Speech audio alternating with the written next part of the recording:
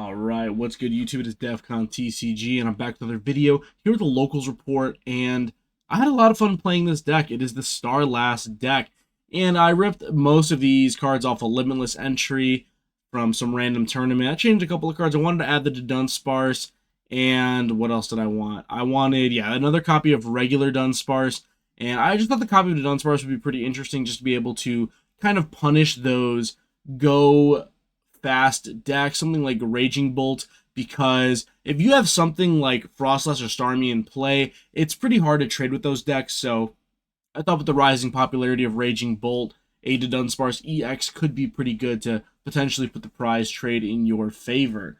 But yeah, I had a lot of fun playing this deck. Starmie is very aggressive. Frostlass can help you do a lot of damage in the late game with that 50x for every card in your opponent's hand. And the baby Frostlass as well, just being able to put damage counters on your own Monkey Dories to be able to spread more damage to your opponent's bench. Risky Ruins plus Monkey Dory plus Starmie X, very ignorant combo for the second turn of the game.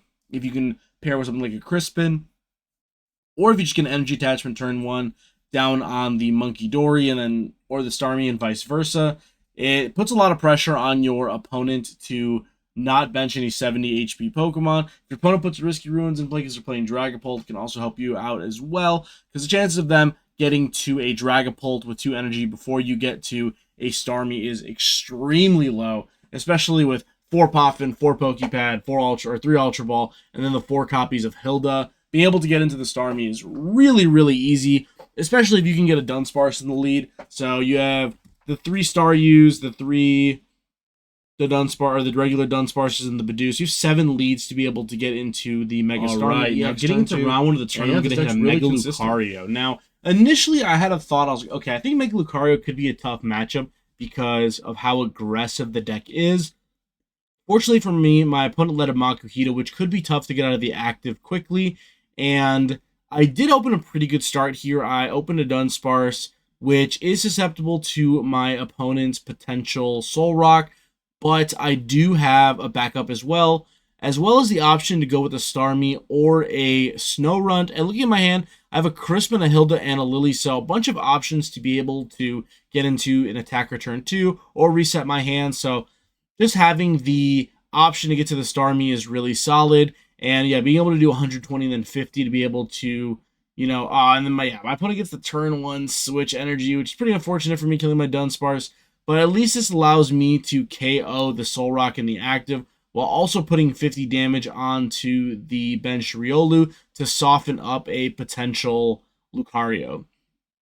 So I'm going to KO the active Soul Rock, put 50 damage on the Riolu, and yeah, now the cool thing about this deck is you can kind of pick off your opponent's little guys on the bench while kind of just dealing with one Mega Pokemon. Because as you can see, I have double Snorunt on my bench, so even if my opponent has like Aura Jab plus the Hariyama to be able to KO one of my Snowrunts, my other Snorunt will be able to live. So then if my opponent does build a pretty good hand with something like a Lily, plus, draw 3s off the Lunatone, plus the draw for turn, they end up with a lot of cards in their hand. So, especially the Lucario deck likes to build up a big hand with, Lily, and even like with Judge, right? You Judge, and then you Lunatone, you end up with 7 cards and take a knockout, it's 8 cards in hand. So I can still potentially KO this thing for, if my opponent has 6 cards in hand, I can do 300 with the Frostlass, and then I KO it with the first attack on the Frostlass for 1 water. So putting that 50 damage on Lucario puts it down to 290, so it's going to make my opponent have to burn even more cards to be able to survive the attack. But the Legacy Energy here is also very solid to be able to make my Starmie a 2 prizer, because my opponent was able to get that attack off turn 1, which is really unfortunate for me. And I'm just kind of hoping here that on my turn, I can either somehow get a heal onto my Starmie. My opponent uses a 3rd PPP loan here, which is not great for them, but it looks like I do have a Monkey Dory here. So I'm going to use the Monkey Dory. I'll put 30 damage onto the, I believe I put onto the Riolu on the bench. And then, yeah, I'm going to Wally's put the Legacy back into my hand. And then I'm going to smack this Lucario and then KO the bench Riolu. So as you can see, it's kind of getting out of hand fast for my opponent, right?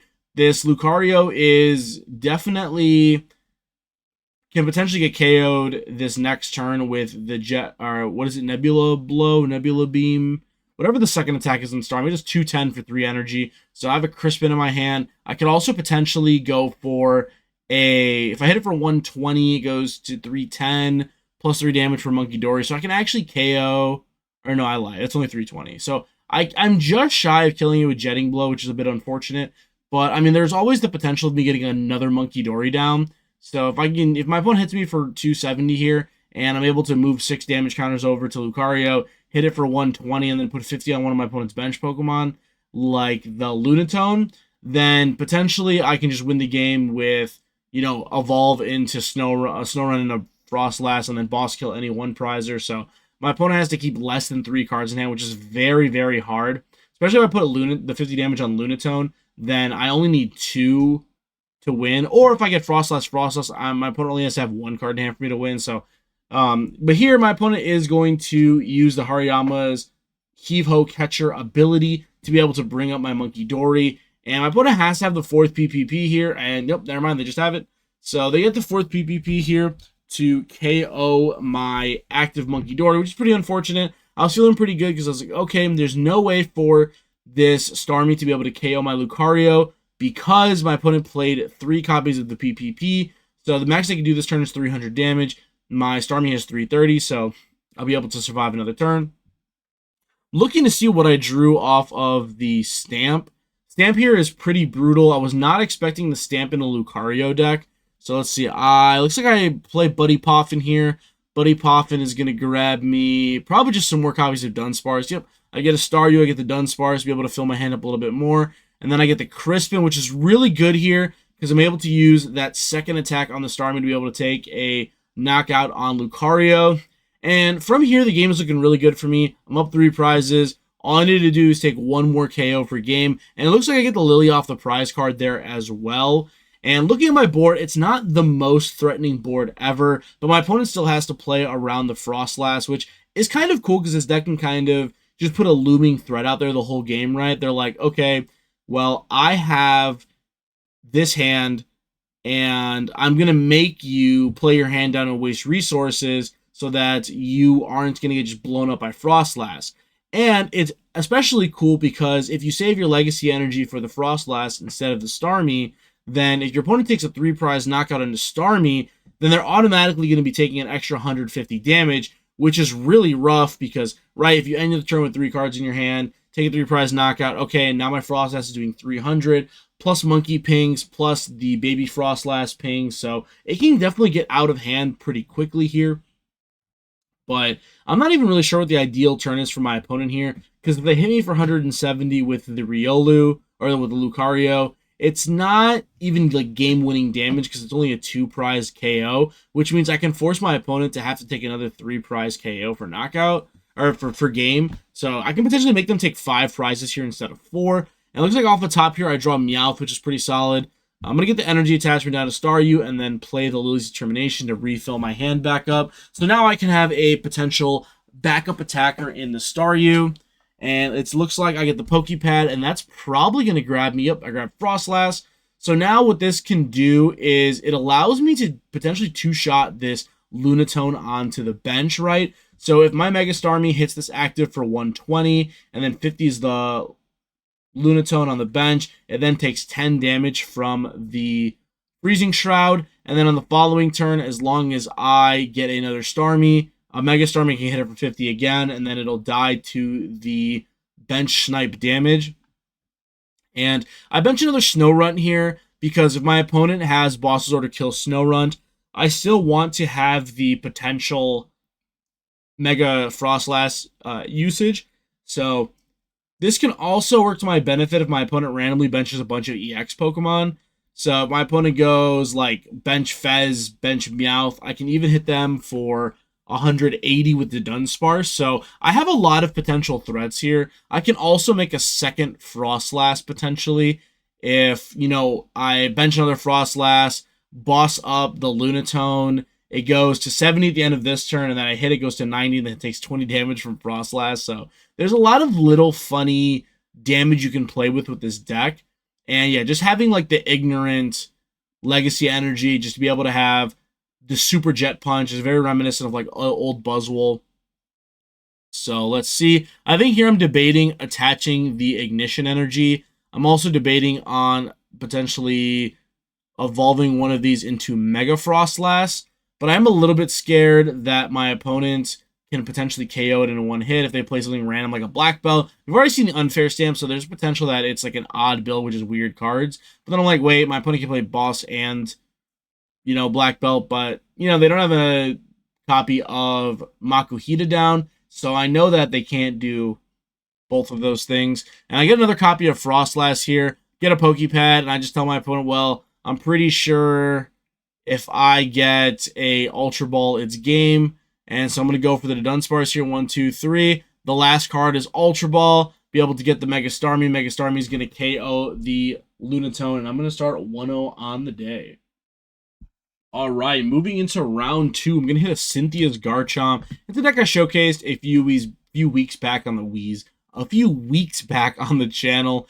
And I had a lot of fun playing it, so I was happy to see our local Garchomp fanatic Cameron. He plays his deck. He's a Garchomp expert. And I get a pretty strong start here. I get to star you with the energy. And, unless my opponent opened both copies of their PvP loan and a dark energy or a fighting energy, then my Staryu is not going to get cooked. If my opponent, uses that Rock Curl, puts 20 damage on my board, I can potentially KO 2 Gibbles next turn. So I'm hoping my opponent plays it smart here and either has, there's the Force Vitality, but hopefully they have the Cynthia's tool to be able to buff one of their Pokemon. That's very smart, attaching it to the benched one, so that way they can preserve a little bit of HP. I don't really know why the Force Vitality was played turn 1, but looks like my hand is pretty weak here. I'm going to retreat into my Mega Frostlass, and then I'm going to Crispin a Water Energy, and then I'm going to Mega Frostlass KO the Gibble. The Roselia is going to get pushed here, and it looks like Cameron's hand's pretty solid. There's a Lily's Determination here off the top. That's going to get slammed here, and also pairing that with the Gabite. Gabite with the Champion's Call ability can search your deck for a copy of a Cynthia's Pokemon once per turn. So the goal of this deck is just going to be to get a bunch of Gibbles out, turn them into Gabites, and then Gabite's just going to thin your deck of all your Pokemon. So it's a really cool concept of a deck where your stage 1 can thin your deck of all your Pokemon, and then your Garchomp, after it uses the Corkscrew Dive attack, can draw cards until you have 6 in hand. So hopefully by the time you thin your deck enough, it's just purely trainer cards. So you can kind of put a bunch of good items in your deck and hope to draw them off of that. See the Power Glass here, which is a pretty cool addition to the deck. I'm going to have Boss's Order, and I'm going to bring up Gabite, and then I'm going to use the Dunsparce to draw 2 cards. Use the Buddy Poffin, just get them all the guys back out. I get Snow here because I think this second Snow Run I want to develop into a Freezing Shroud Frostlass to be able to start pinging damage on my opponent's Pokemon with abilities. So being able to ping Roserade down is especially useful. So Gibble's going to get promoted here, and then the Power Glass is going to activate, attaching an energy to it, which is pretty cool to be able to accelerate some energy onto Gibble. So, I mean, we could see a potential Rare Candy Garchomp plus Roserade and PPP to be able to KO Frostlass, which would be pretty insane to deal with here. And then, yeah, Lily gets played. So, I think my camera ends up dying in the middle of that game. And my buddy Mike, thankfully, was there and allowed me to use his camera. So thanks, Mike. It looks like the lighting's a lot different on this camera. It seems, it's very, like, it kind of looks like more cinematic, like it's a movie. I don't know. I kind of like it. I don't know. I mean, yeah, it's definitely a little bit less harsh on the light, but yeah, thanks, Mike, for letting me use his camera. And I believe I just used it for the rest of the day because my camera just needed a charge. So yeah, we're getting a second camera POV. So I believe that, okay, so looking at the turn, I believe Cameron just retreated his Gabite into Badoo because he does not get the rare candy. And then, yeah, I'm just going to get Itchy Pollen, which means I basically take a free prize card here. I'm going to get double evolutions and then play Lily to draw 6 brand new cards. So the Frostlass is going to get to ping that Roserade and the Gabite. So any chip damage I can get is pretty good here. I do draw Risky Ruins to bump my opponent's Stadium, but I unfortunately don't draw any Pokemon to back that up with because if I was able to move 20 damage to one of these Gibbles, I could have KO'd Badoo and Gibble, gone to 2 prizes, and been in an extremely commanding position. I was thinking here of retreating my Frostlass into the Starmie to take the KO and then put 50 damage on a Gibble. Then it forces my opponent to evolve and take a bite. But I was potentially scared of another copy of Roserade coming down and then my Starmie being KO'd. Unfortunately, my opponent is maybe the only person in history to play a second Stadium in the Garchomp deck, so I definitely was not expecting that. I kind of just thought my Risky Rose was going to fly for the whole game, but I didn't want to just get rid of it. I know I was scared of the second Force of Vitality, so I was more... I had the assumption that my opponent, if they were to play a second Stadium, it would just be another copy of the Forest, because in Garchomp, there's not really a way of... What is it? There's not a way of searching the Stadium directly unless you play Petrol, which seems pretty slow. But yeah, we see the Corkscrew Dive here, and then I'm going to take 300 damage because of the Roserade. So thankfully, I do still live this with 10 HP. So at least if I get a Munkidori into play, I can potentially move some damage counters over.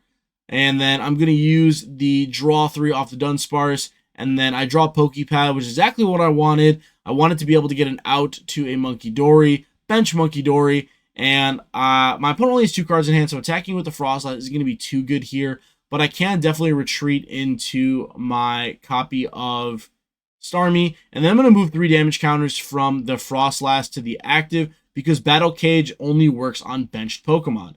So by doing this, I can, make the Garchomp a little bit more squishy. This one already has a Power Glass attached to it, so it cannot get the Cynthia's Power Tool. So I know for a fact that this Garchomp only has 170 HP on the next turn, so I could potentially use Munkidori plus a Power Blow again to be able to just do more damage. If my opponent wants to boss and KO my Frostlass, then I could potentially use one of the triple energies I searched last turn to be able to KO the Garchomp. Also, if my opponent wants to attack with Spiritomb, unless they have energy and boss KO my Mega Frostlass, I can use the 3 damage counters from Munkidori moving over to KO the Spiritomb in the active, and then smack into whatever other Pokemon my opponent wants to promote after I take the mid-turn KO on Spiritomb. But this game is looking really good. If my opponent plays Lily, so I know they can't boss up my Frostlass, so I know that my Frostlass is safe for the turn, so I can get another ping with my Munkidori here. My biggest fear here is that on the following turn, my opponent goes like boss on the Frostlass and then KOs it with Gabite, throwing off the prize trade, especially if it does get to use a Cynthia's Power Tool. Yep, but this Garchomp is just going to not retreat. I think he was thinking about it, and I told him he could take it back. He's like, oh, the Spiritomb doesn't even kill. It only does, 10 plus 50 is 60, plus 160 is 220, so it's plus 10, so it only does 230 damage.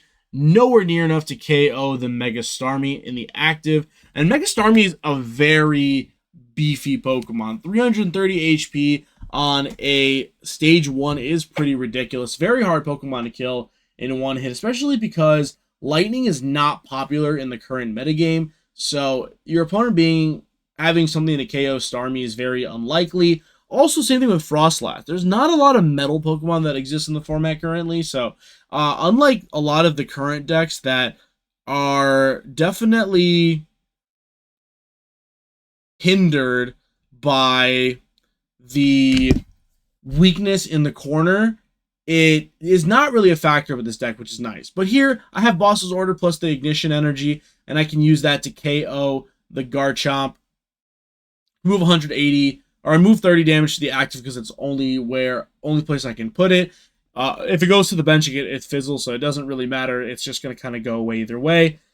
So I'm able to heal 30 damage, and then I'm able to get that KO with the Starmie.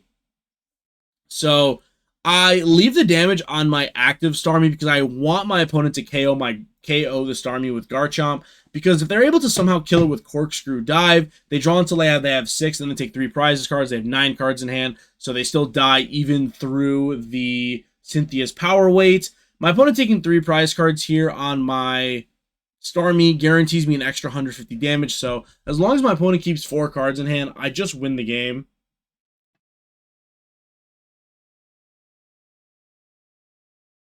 So I think my opponent is just kind of deciding what Pokemon they want to attack with. See the boss's order here up on the Mega Frostlass, which is pretty unfortunate because I actually don't have another answer. So here I'm pretty much forced to find the Legacy Energy. Thankfully, it is in my hand, and the chance of my opponent having the KO here is really low. It doesn't even matter, right? So that was only at 1 prize, I just realized. So I'm at 1 prize, I've hit 50, killed his Spiritomb on the bench, and the game's over. So I go to 2-0. But if the game did continue for the turn, if I wouldn't have an out to kill Starmie, I could have attached Legacy Energy here, benched another, or the right here as you see the other Snow Runs, smacked into it, my opponent KOs me, goes to 1 prize, or takes 2 prize cards, and then I can potentially win with the Snow Run plus a boss's order with a Mega Frostlass. So, alright, let's go into round 3, and I'm going to be hitting a Dusknoir Dragapult here.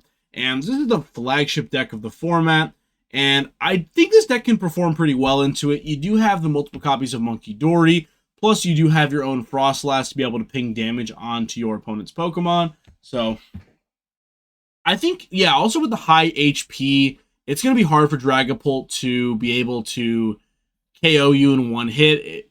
Unfortunately, with 330 HP, a Dusknoir plus Phantom Dive does take a KO on you, but that does mean your opponent has to give you a prize card, so that is pretty nice. I'm going to get Itchy Pollen here going into my second turn, but I do have the Meowth here, and Meowth is going to grab me a Hilda, and then Hilda is going to, what I thought was going to grab me a Starmie, but it looks like I prized both of them. So here, I think I'm just going to go for a... There's no way I don't go for Mega Frostlass, right? It's such an odd decision. I looked at my deck again because I just don't believe it. And I'm going to, yeah, well, just grab Mega Frostlass. I guess this thing's going to take 2 prize cards, and I'm going to hope for the best. So I'm going to grab a Dark Energy, and I believe I already have the Water Energy in hand. So I grab the Dark in case I get a potential Monkey Dory. And this guy's going to do 50 damage for every card in my opponent's hand, which is a lot. So I'm going to take a free prize card here on my opponent's Badoo. And we'll see how many Dracloaks my opponent can get to quickly. There is 1 Dracloak, and then there is a Dracloak into the Lily's Determination. Insane rip off of the go. And let's see, there is a Darkman attached to the Dracloak, and then a Lily is going to be played. Still plenty of outs of Dracloak in the deck, so being able to find another one shouldn't be too hard. There's at least 2 to 4 copies of Ultra Ball in the deck, 4 Pokepads, raw Dracloak, so being able to build this board shouldn't be too hard. I think I see Dracloak plus a potential, I think it's a Buddy Poffin. So there's Dracloak. Yep, there you go. Dracloak gets used. Sees an Ultra Ball plus something else. And then I believe, let's see, there's 8 cards in hand. So yeah, the hand definitely has to get thinned a little bit before Anthony passes back to me, or this Frostlass could potentially just KO even a 2 prize Pokemon. So KOing the Latios is especially bad for Anthony here, just because if I go down to 3 prize cards, he's going to be put on a clock to win the game in 3 turns, especially... I mean, my board is pretty weak at the moment. I do have the free prize in Badoo, and I don't have a Starmie in my, or Mega Starmie in my deck, so my bench Staryu is also just kind of sitting here waiting to die. There's a retreat into Badoo, and the attack. And I guess I lied, it wasn't Poltnor. I could have sworn it was Poltnor. I mean, whatever. So it looks like I top deck a Lily here, which is pretty solid. So I can use the Lily, and then I can still draw 3 cards off my Dunsparce. So let's see what I'm looking for here. I get the Snowrun bench, which is pretty solid. And then I'm just going to go for the KO with the Frostlass, leaving the Dunsparce in play. So if my opponent here wants to play Unfair Stamp, I can at least draw 3 cards off of that. The chance of them, you know, bosses ordering the Dunsparce and then using Phantom Dive is pretty low, I guess. It's not impossible, but bossing up the Dunsparce is pretty low value here. If anything, you like boss up Meowth, kill that, and then kill Badoo, put 2 on the Frostlass, and then take 3 prizes, and then make it so that you just have to 2-shot the active Frostlass for game. So there is the Area 0, and then a Buddy Pop that's going to get played, thin some Droopies out of the deck. And with that Terra Dragapult in play, the bench is unlocked for Anthony, so we can bench 8 bench Pokemon here and get a pretty wide board. But let's see what I draw. My 2 cards. I draw Wally's Compassion and I believe a Dark Energy, which is a pretty crazy rip here because I will be able to heal my Frostlass.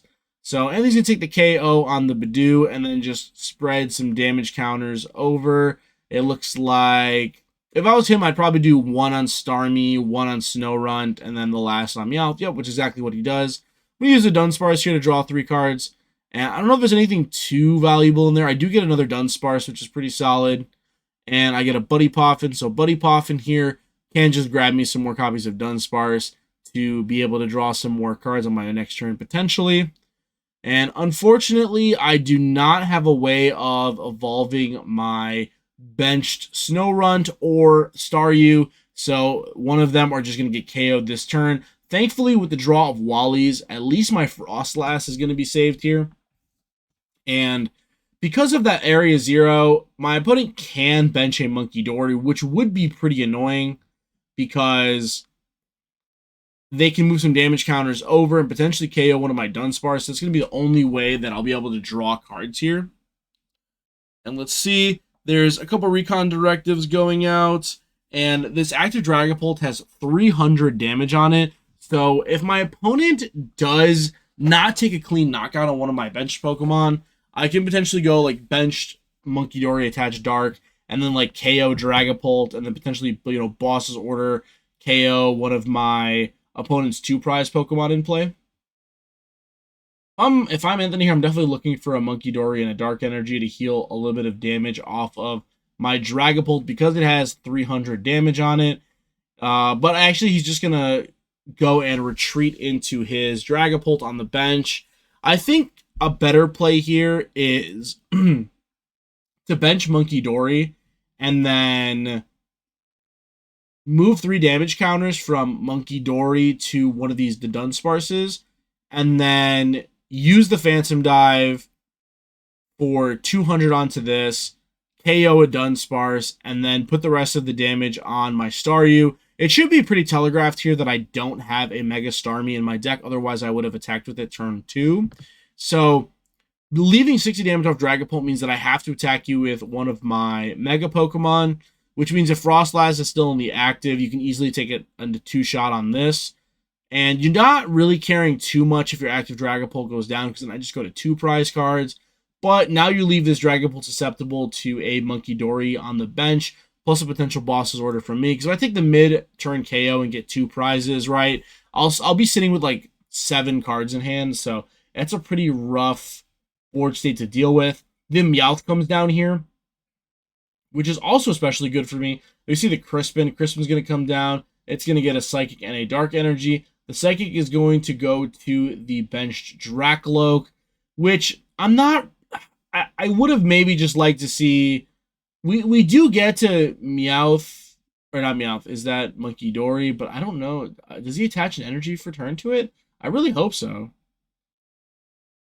There's no way. Okay, so you see the Phantom Dive... Oh, no, I have to attach for turn to the Dragapult. I think if we were going to go for that play anyway, I think I would have just liked to see... leave Dragapult inactive, and then go for Crispin, attach to bench Dragapult, attach to Monkey, move 3 over, and then Phantom Dive.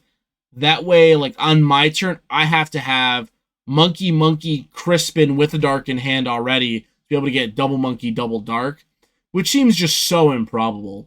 Alright, so I'm going to start drawing a bunch of cards here. I use both my Dunsparces, I get a Monkey Dory. This is exactly what I was talking about. Boss's Order, the Meowth. I move 3 damage counters over to the Dragapult, and then I KO the Meowth with a 50x attack. I don't even know what this attack is called, to be honest. It's called Super Smack Hand attack or something.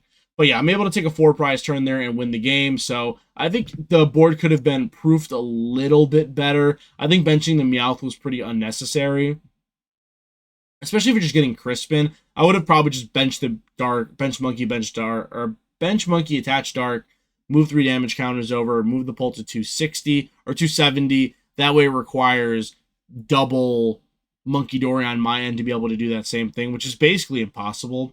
I'd have to get absurdly lucky to be able to get that down.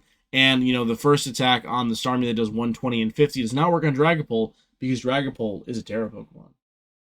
All right, going into round 4, I'm going to hit a Mega Zygarde. And this deck is pretty funny, actually. I had built it for my buddy Chris the other day. He wanted to just build something super aggressive and something that's just kind of funny for casual play. And I had told him, well, this Zygarde deck is pretty funny. You have the clip hitter himself, big streamer Zygarde. And yeah, being able to just wipe boards with Zygarde is really funny. And he definitely saw the appeal in that. So he ended up going with that deck.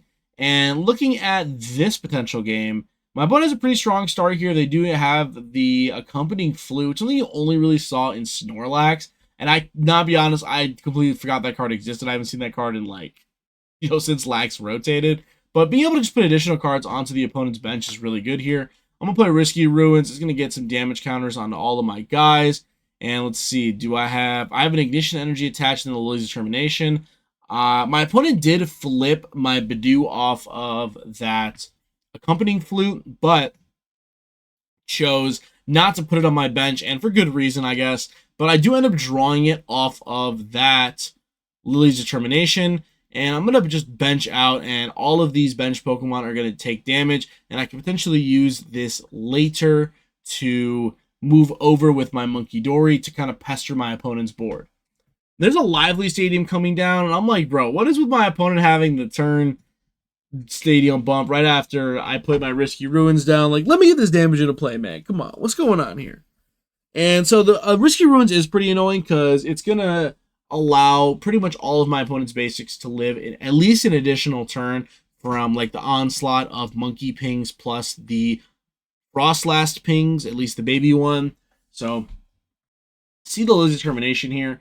And my opponent is item locked, so the only out to getting this Barbaracle out of the active is going to be an Air Balloon.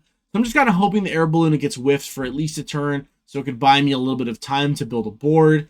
And yeah, the upside of the fighting decks in this format is they're so incredibly fast, but my deck is also pretty fast, but the problem is you do have to wait a turn to evolve. It's not like Solrock and Lunatone that are just instant damage, so it looks like I'm going to play another Lily's Determination on top of my Dunsparce that I have on my bench. So I can see a ton of cards here. Let's see, I go for the draw. It looks like I draw like double water plus something.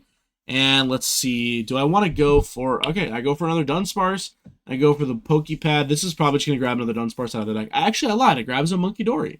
So if I have Dark Energy here, I can attach it to Munkidori and start moving some damage counters over. But it looks like I don't. I just attach the Water Energy to the Starmie. And then I'm going to go for the Itchy Pollen again. And then the Frostlast damage is going to go off here. So that Lunatone on the bench is going to take 10 damage. And then if my opponent wants to evolve their Binnacles into Barbaracle, then that Pokemon is also going to take 10 damage as well.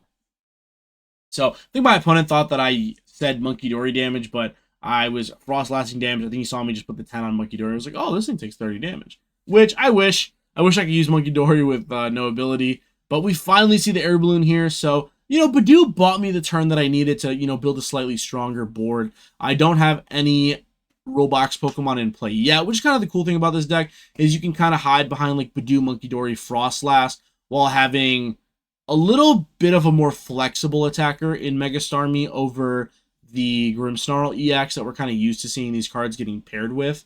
And we see the Judge come down here. Judge isn't too bad. My opponent's item locked. I get to see 4 cards. It looks like I draw Legacy Energy Hilda, which is pretty good for me. Not going to lie. Because on my turn, I can grab that Starmie, and then I can also grab a Dark Energy for my Munkidori. Promote to Dunsparce here. And I think I ripped... Did I just rip that off the top? Yo, I'm kind of insane. And I'm going to Pokeball here. This is probably going to be for Dunsparce. Yep. Because I'm going to probably use Dunsparce to get it out of the active spot. I'm going to want to be able to cycle it and just draw more cards. So I'm going to Hilda here, grab another Dunsparce for the following turn. And then I'm going to use my Dunsparce to draw 3 cards. Shuffle it into the deck.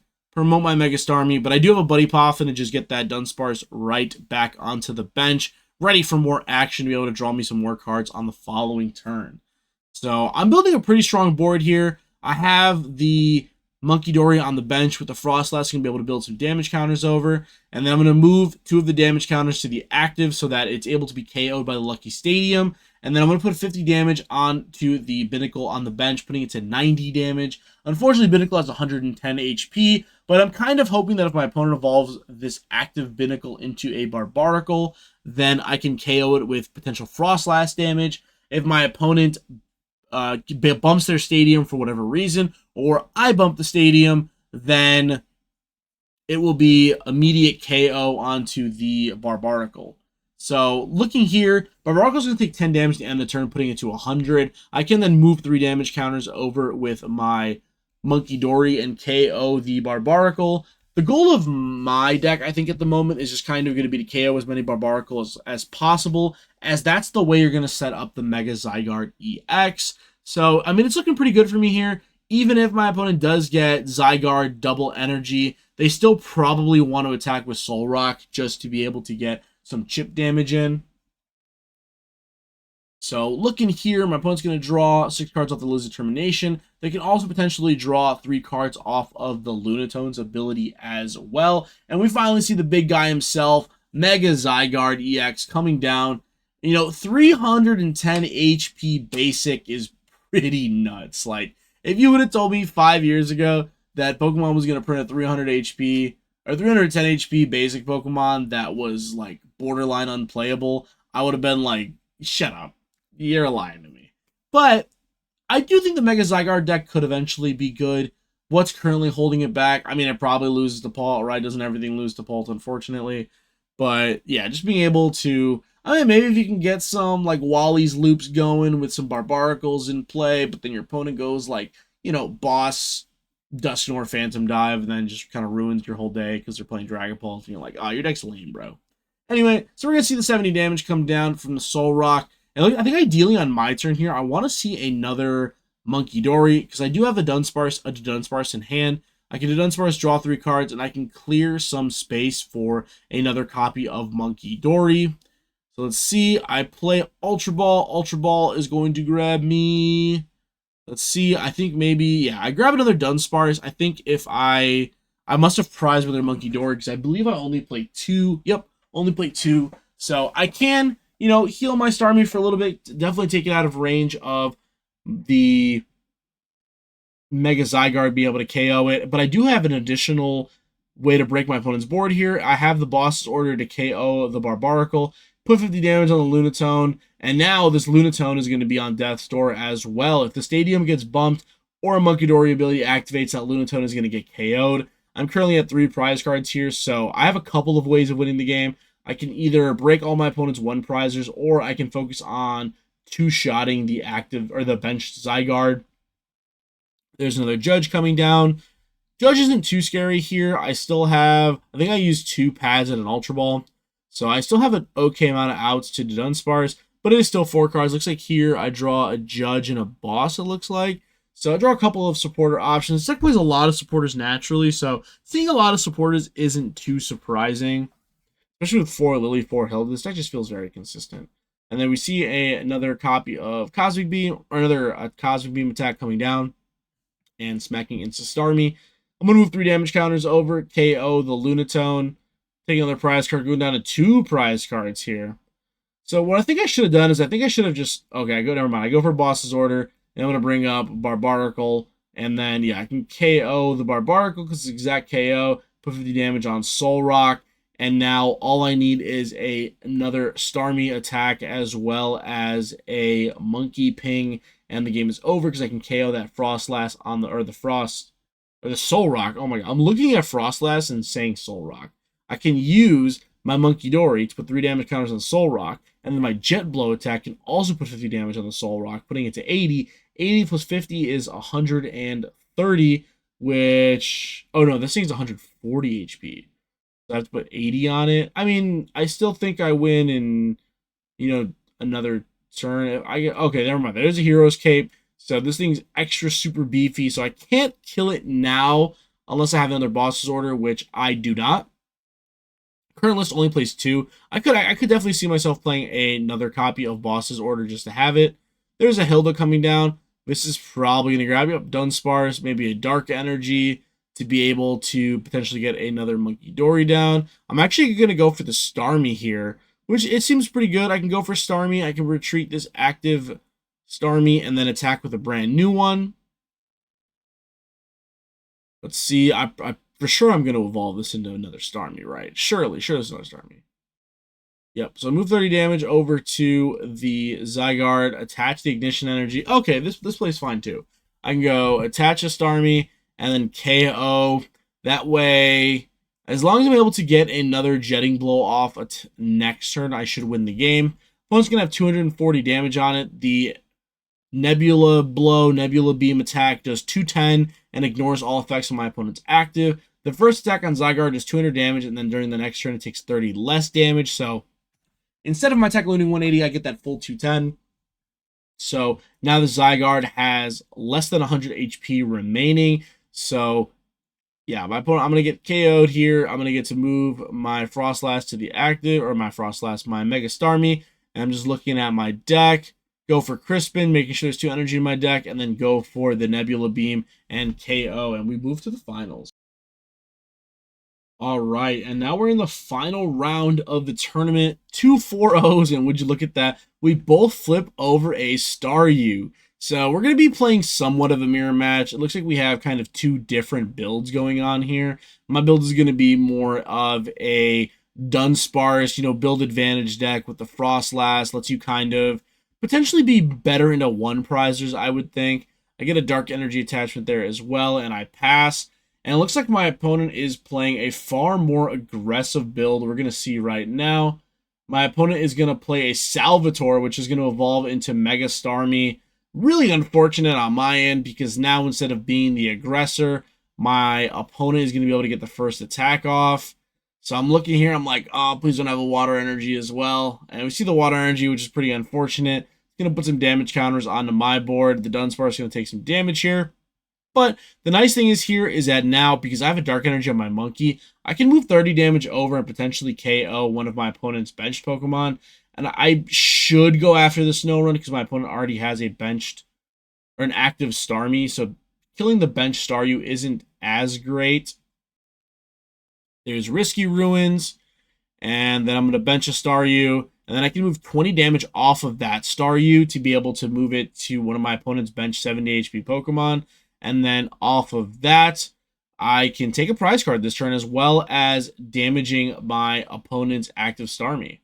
So now I get to evolve into my Starmie, and I can use my Monkey Dory here to move some damage counters over. It just really depends on which Pokemon. And I actually go for the Starmie, which, I don't know, Dan. I don't know if that was the right play. Okay, I can. Maybe I see the vision here. I play the Ultra Ball to be able to thin my hand down, because now I'm less scared of Frostlass. So yeah, I KO the Starmie, and I guess maybe I just don't want my Pokemon to get KO'd by my opponent's Starmie if they have a backup. See the Gravity Mountain come down. Man, my Risky Ruins never last around here, man. They always get booted out turn 1. And yep, that benched Snow Run is going to take 20 damage, which is nice because now my Mega Starmie can take an additional prize card on this following turn. And yeah, I haven't seen, I don't know. It's tough to gauge what's in my opponent's deck because they haven't played too many cards here. So I mean, something like Crispin could come out. Unfortunately for me, 120 plus 210 is 330, which is exact KO. So my active Starmie would get KO'd by a combination of the first attack and the second attack. But because I do have my own Monkey Dories, I can heal a bunch of damage off of my Starmie while also just getting my attacks down. So here I go for double Dunsparce. I want to try to get as many draws down as possible. And I'm actually just going to get one because I think I want to prioritize getting down a Snow Run tier. Just having the ability to potentially threaten the Frostlass is very important in this matchup. And I get another Dark Energy onto my Monkey. And I think here for sure I have to heal my Staryu. I was thinking like, okay, if he... Because if I should heal 30 off of the active, right? Because I heal 30 off of the active and I move it on to Frostlass. And then I should move 30 off of the Staryu, which Please tell me I move 30 off Staryu. Because I don't think, because, yeah, 210 plus 90 is only 300. Which I guess I'm playing around my opponent's Monkey Dory here too. Because I don't know what's in their deck. So I think this is fine also. I think losing to Chris, I mean, no, because I guess my opponent can't. I guess if they have, no, they can't even go Ignition Monkey Dory. Yeah, I think this is a small misplay on my end. I could have healed 30 damage off of my Staryu to prevent my opponent from taking a prize card here. So I think that is a small misplay. But I don't know, keeping my Starmie as healthy as possible is also not that bad. Because if my opponent does hit me for 120 here, then my opponent plays a Wally's Compassion here. Yeah, they zoomed a little bit too much. You can't see their discard pile, which is a bit unfortunate. But if my opponent's just going to Jetting Blow me over and over again, it's not too bad. I can just keep moving damage back with my Monkey Dory. And I believe an Energy Search gets played here for that Psych or the I said every type but that type. The Water Energy. Energy Search for a Water Energy. And then a Jetting Blow is going to come down and KO my Staryu, which a little silly on my end. I think I definitely could have played that turn a bit better. Go for the Pokepad here. That is probably going to grab a Dunsparce. Or, yeah, a Dunsparce. I'm going to draw some cards here, which is pretty useful. Unfortunately, I don't play a third monkey. A third monkey would be pretty insane here. So I could go, like, move 90 to the active Jetting Blow and then kind of set both of my opponent's Pokemon up for potential KOs. But I do get Wally's Compassion here, which is pretty good. Small misplay here as well. I should have used the Monkey Dory first and then put the damage counters onto the Starmie, because then this thing could have had an additional 40 damage on it. So, you know, don't mind me. It's 10 o'clock p.m., so, you know, everybody's a little bit tired. So, you know, that's part of the reason I like to do these voiceovers, is that I get to analyze my own gameplay while, you know, basically just giving myself free coaching, right? Because I get to see the game after I played it and kind of see where I could have improved. So definitely a pretty big misplay there, actually, because the Starmie could have had 160 damage on it, which leaves it with 170 left, which means that double Monkey Ping Jet Blow does KO it. So that's pretty unfortunate. And it looks like my opponent is going to evolve here into a second copy of the Frostlass. So, unfortunate, I believe they evolved this one with a Salvatore, so I'm not able to kind of snipe it off the bench. Being able to kill 3 1-prizers with Starmie is pretty insane, because you only have to worry about one of the EXs for the rest of the game. And there's a Jetting Blow. It's going to do 120 and then 50 damage. It's probably just going to go on the Snow Run. Yep. All right, let's see. We draw 3 cards with the Dunsparce. Looks like I get Hilda and an Ignition Energy and something. So here I can go for, you know, like, move 60 damage onto one of the Frostlasses and then attach Ignition and then just kind of smack into my opponent. So here's what I'm going to do here. I'm going to attach Ignition Energy. And then it looks like I use Ultra Ball here, getting rid of Risky Ruins and a basic Water Energy. The Gravity Mountain really does nothing in this matchup, so it doesn't really matter if that's in play for me. I'm going to play Hilda as well. Grab a Dunsparce, and then what is the energy I want to grab? It's probably just going to be a Water Energy for the following turn to attack with the Frostlass. If I grab anything other here than the... Okay, I'm not sure what I grabbed there. I'm assuming it's a Water Energy. If you grab anything other than Water Energy, it just kind of shows that you have anything but a Water Energy in hand. So I'm going to heal 20 damage off of my Frostlass here, putting me at 290, and then I have 2 cards in hand. I'm going to take a 3-prize knockout, go to 5 cards in hand. So then this way, the opposing the opposing Mega Frostlass cannot KO my Frostlass. And with 1 prize remaining, the Legacy Energy doesn't do anything. So I know if my opponent having a Frostlass with 200 HP remaining, if they do attack with this Frostlass, they have to do so with 0 cards in hand, because they will take 3 prize cards from KOing my Starmie, and then, yeah, I just have a Water Energy, move 20 over, and then KO. Opponent's like Legacy Energy. I'm like, that's only worth 2 prize cards, not 0. I only have 1 left. So you can kind of see the strength of the Starmie and how you're able to kind of pick off your opponent's 1 prize Pokemon, so that I did have to kill 2 3-prize Pokemon, so kind of being the same thing. But because I had Monkey Dories in my deck, I was able to kind of whittle down my opponent's Pokemon at a faster rate while also healing mine. So it's kind of like having, you know, extra Wally's Compassions in your deck. But yeah, Wally's Compassion is definitely broken. So thank you guys for watching. If you like this deck, I'll leave the paste bin in the description down below. Thank you guys for watching. Peace.